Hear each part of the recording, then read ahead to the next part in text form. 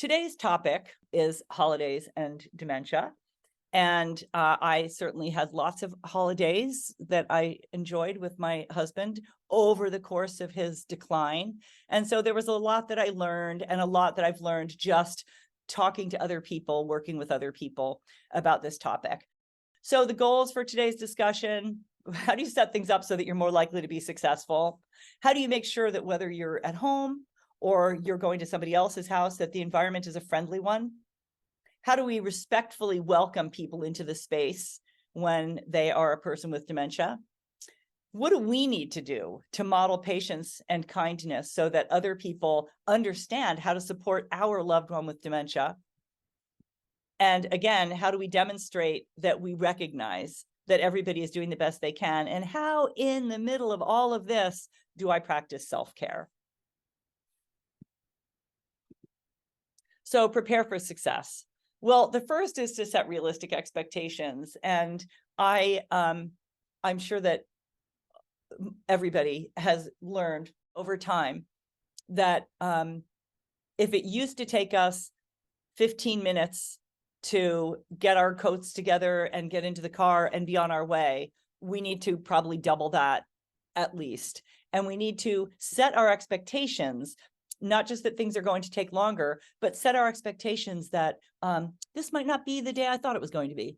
Maybe we're going to get 10 minutes down the road and my sweetheart is going to say, but I don't want to go to this function, whatever it might be. And I need to perhaps be able to convince them that it's something we should do. Or I say, you know what, I guess we're not doing that today. And so if your expectation is that it's going to be successful and we're going to make this work, then you're leading yourself towards anger when it doesn't work. So expectation setting. Certainly if you're driving, allowing plenty of time for stops along the way.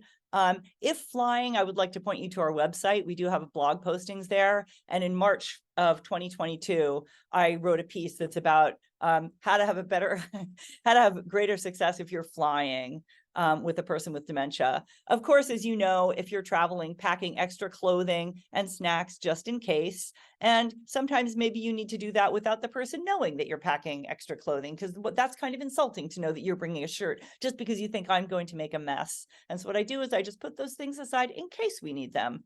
We don't have discussions about it. If possible, reach out ahead to others who will be there to set expectations.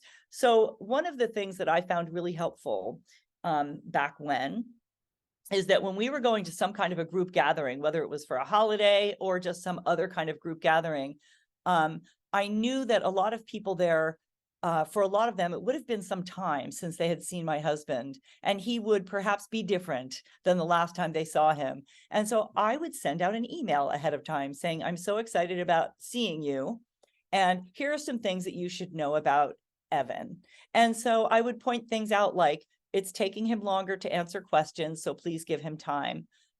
When you greet him, please look in his eyes and say his name and remind him who you are. When you are chatting with him, if he says something that's inappropriate, please try to just change the conversation. So I would actually write this little like bulleted list of ways that you might be able to engage more successfully with Evan.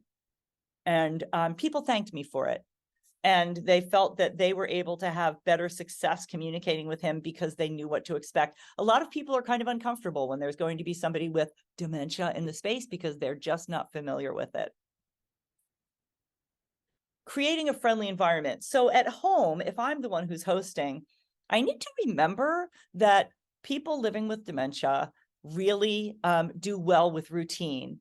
And that is not just routine about time, how we spend our day. It's also routine with our space. This is where the chairs go. This is where the table is. This is the tablecloth that we use. And so when I suddenly am rearranging the furniture and putting out a bunch of extra chairs, it can start to be a little bit overwhelming. And so having conversations as we go through it is a great idea. People will often ask, well, should I start setting expectations ahead of time? Like 3 days before we're hosting Thanksgiving, should I say, remember, in 3 days, we're hosting Thanksgiving. In 3 days, we're going to be changing the furniture around. And I say, no way. Why make somebody start worrying ahead of time? Because especially if it's a person who has an amnesic form of dementia and they're going to forget what you talked about, every time you talk about it, it's going to be triggering. So I would just wait until that day and say, hey, guess what? Some people are coming over. can you please help me move these chairs? And decorations, again, can be kind of triggering because it starts setting expectations. When I put those cute little pumpkin salt and pepper shakers on the table, or the little turkey salt and pepper shakers, and somebody's like, what's going on? Why is it different? What's happening? So it may be that I want to hold off on putting those decorations out until the day that we're actually going to use them, or just be prepared to discuss them. And if they start to seem concerning, be okay with putting them away. If we're visiting others, I am going to absolutely have a conversation with them about what our needs are. If the person is in a wheelchair or walker, I want to make sure that the space is friendly to a wheelchair or walker. Is there a space at the dining table where, like, could my husband sit at the end of the table because that's where his wheelchair will fit? And I don't want to show up and throw a monkey wrench into the works, right? Because that's where Uncle Joe was supposed to sit, but now I want my husband to sit there. So I give people advance notice. Maybe we need to move rugs and tripping hazards. Maybe even in the bathroom, we need to get rid of the little rug. Maybe we need to put a sign on the door that says bathroom so that it's easier for my loved one with dementia to negotiate. I also want to be really aware of the fact that parties are loud. Everybody's talking, it's chaotic, there are multiple conversations. If a person is already starting to have some issues with paranoia where they are worried about what people are saying, and now they have like 5 conversations and they hear their name sometimes, or they think they do, wow, it can be really, really challenging. And so maybe this isn't the year that we do a great big Thanksgiving or Christmas. Maybe this is the year that we instead have a smaller group setting. Maybe we do speak to the host or hostess ahead of time and ask if we could please maybe not have music, or have music, maybe bring your husband or your wives or your cousins or your uncles or whoever it is that you're supporting, maybe bring their favorite playlist. So what do we do to make it a more inviting engaging environment for them? A little, and is there a safe place to retreat to? Right? I really want permission to be able to take my sweet one to a room where nobody else is, so that we can just sit and calmly talk if we need to do that. Allow them to bring down. And also, back to that seating list, if possible, if you are going to sit next to them, make sure that the people who are sitting around them understand more about what's going on. Maybe the person who's on the other side of him needs to know to speak more slowly, needs to know to speak in simpler sentences, so that he or she has some opportunity to engage in conversation. And on that picture, I circled a couple of things that, like, candles. We have candles all over the place during holidays, and maybe they're not going to be there this holiday because somebody could touch it, somebody could accidentally knock it over. And then wine glasses with stems. I know that sometimes what we'll do is we'll give everybody a wine glass with a stem, and then we give the person with dementia the glass that they can't knock over. Maybe give everybody the same glass that's a glass that you can't knock over. These are the kinds of sensitivities that I'm talking about, because we don't want somebody to feel like they're different. And let's see, respectful greetings. So using your greeting to establish your name. So I know that some of you out there are from the Teepa Snow world, right? Which is that we hold our hand up around our face, right? And we say, hey, Uncle John, Allyson. I'm making eye contact. I'm smiling. I am saying his name. And then I am saying my name, and I have my hand up here so that if I then go to shake his hand, he sees that my hand is coming his way. Because visual changes for a person with dementia could make it so that their visual field is more like this. And so if I bring my hand in for a handshake from under where my hip is, they're not going to see my hand coming. You can watch videos about Teepa Snow's positive approach to care, and that will give you even more than you ever thought you needed to know about how to respectfully greet a person. But I do want to establish that relationship, especially if I haven't seen my Uncle Joe in a while, and I know that he's living with dementia. I want to make sure that he understands Uncle Joe, so now he knows he's my uncle, and I immediately say my name. And I was thinking about this context. What I hear people do sometimes is they throw in that reminder like, hey, John, Ralph, we used to work together at the bank. And so what I'm doing then is I am reminding you that you don't know who I am. What would it be like instead if I said, hey, John, Ralph, man, I always had so much fun working with you at the bank. So I'm getting that message across, the context of how you know me, but I'm doing it in a way that is not a reminder because your brain isn't working so well anymore. People with dementia may have trouble answering questions like, do you remember me? This happens a lot at the holidays. People haven't seen grandma in a long time. Grandma, hi, Bethany, do you remember me? Do you remember who I am, grandma? Or, hey, grandma, which one am I? Which one am I? We never, ever, ever want to ask somebody with dementia a question that they may not be able to answer. We want them to be successful. And so therefore we want to set them up for success. Name tags, I can't say enough about name tags. Why don't we all wear name tags all the time? So, you know, if we have really nice little holiday name tags, and if mine says Allyson, granddaughter, or it says Ginger, niece, so that if the grandfather is the person that we're, or, you know, whoever, right, that they'll know what their relationship is. And if everybody's doing it, then it doesn't seem so weird. Model patience and kind responses. So this is something that certainly I know we've had conversations in this forum before where we talk about appropriate communications when supporting a person with dementia. But not everybody at the holiday gathering is going to know that. So these are some of the things that you could include in a little email that you send out ahead of time, perhaps. And we want to make sure that we model this kind of behavior. So when somebody tells me a story and it's the third or fourth time that they've told the story, and I got to say, I remember being at a function long before I knew anything about dementia with a woman who kept telling the same story over and over again. And someone pulled me aside and said, she has dementia, please just don't, you know, like, don't tell her that she's repeating the story. And it was really helpful to me to hear that, because I wasn't sure, like, would it be helpful if I told her that this is the fourth time she's told me that? And the answer is no, probably not. So what I want to do is say, wow, that's amazing. And what I could do is when they start repeating the same story is I could pick some piece of it and ask them to go deeper on that. If he's telling the story over and over again about the time that he washed his dog and his dog got away and ran into the neighbor's laundry, I could say, tell me more about that neighbor. Or what kind of dog was he exactly? So what is your favorite dog breed? So if you listen closely, it really does create opportunities for you to invite other stories.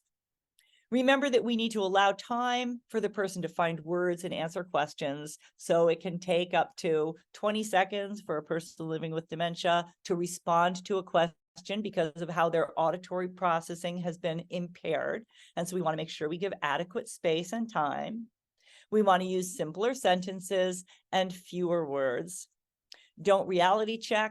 When my Aunt Miriam tells me that that Uncle Harold is going to be along any minute now, and I know that he passed away 9 years ago, I'm not going to say, like, Aunt Miriam, you know, he's dead. I'm just going to say, well, I can't wait to see him. That'll be really, really nice. Or if my cousin Jeff tells me that he just flew here from Nepal or whatever, and I know that he actually drove in from Spokane, I'm going to say, tell me more about Nepal. Like, how was it? I'm going to stay with the person's reality because I don't want to trigger upset. And of course, as the family care partner, I want to take a break. If my patience is starting to run thin, I need to recognize that. I need to assess my own level. Where am I? And if I feel myself starting to get anxious, how do I get away for a moment? And that will come again. We'll talk about that again in just a second. Remembering that everybody is doing the best they can, right? So when Aunt Millie is picking her nose, I don't slap her hand. Instead, what I do is I get her a tissue. I don't shame her. I don't say across the table, for crying out loud, stop picking her nose. I don't pull her aside and say, it's disgusting when you pick your nose. I get her a tissue and I say, hey, I thought you might need this. If Uncle Frank is telling an inappropriate story, again, I want to be really conscious of the fact that there may be children or others around for whom that story is really not okay. And I want to be able to say, hey, Uncle Frank, you know what? I got to show you something. And then I take him out of the space. I want to divert and distract and hopefully change the story, get them to tell a different story. And if my grandma is on her third piece of pie and she keeps going back for more pie, I don't tell her, like, that's the third piece of pie, or my God, when are you going to stop eating pie, or you're going to get as big as a house. Instead, I remove the pie. If she says, I want pie, I need more pie, what I might do is say, you know what, we're just going to go for a little walk and then have our pie. Or, you know what, I want you to tell me about how you make a pie. I want to find a way to respectfully maybe stay on the pie conversation, but get her away from the perseverant thought that she needs more pie, because we know that she doesn't need more pie. Okay. And practice self-care. I love this picture. Practice self-care. So can someone act as your backup? So I was very, very fortunate that there was a caregiver who I was able to hire to take with me to places where I knew that I needed to not be fully present with my husband. That's probably not going to happen during the holidays. So what I want to do is figure out, is there somebody who's going to be there, somebody who loves and supports us, who I can have as my backup? So if we've reached a stage where I really feel uncomfortable leaving my the person I'm caring for alone, even for a few minutes, because I don't know what they're going to do, to have a friend who I've reached out to and say, when I need to take a little break, will you come sit with him? If I'm doing things at my house, can someone else help me with the prep and cleanup? You know, I am loath to ask for help because I like doing it all myself, but then I'm going to get wiped out, burned out. I'm going to get frustrated with the person I'm caring for because I'm burning the gravy. And so make sure that you pay attention to what are you actually able to do and what do you need help for? Maybe this is the year that we do holiday light. Maybe this is the year that we bring in the takeout dinner from Whole Foods or whatever it might be. So that it's really easy to prepare. And this is a tough one, but be honest with yourself. Does it make sense to include the person with dementia in the holiday? And I'm talking about, of course, if it's going to be disorienting for them, if it's going to be something that they are anxious about and something that they feel uncomfortable about, who are we really doing this for? So as long as my loved one will still enjoy the holiday and still want to be with a group of people, by all means, if I can find a way to involve them and include them, I want to do that. But if it's really for me because I feel bad not including them, then maybe it's not a good idea to have them participate. And I know that we have these conversations about not just holidays, but also traveling. You know, who are we really going to, Barb, I know you're listening. Who are we really going to Hawaii for, right? Are we going to Hawaii for me? Are we going to Hawaii for my husband? Whatever it is, to just be really honest about how this thing that we're about to do serves everybody. Thanks for coming, everybody. Have a great day.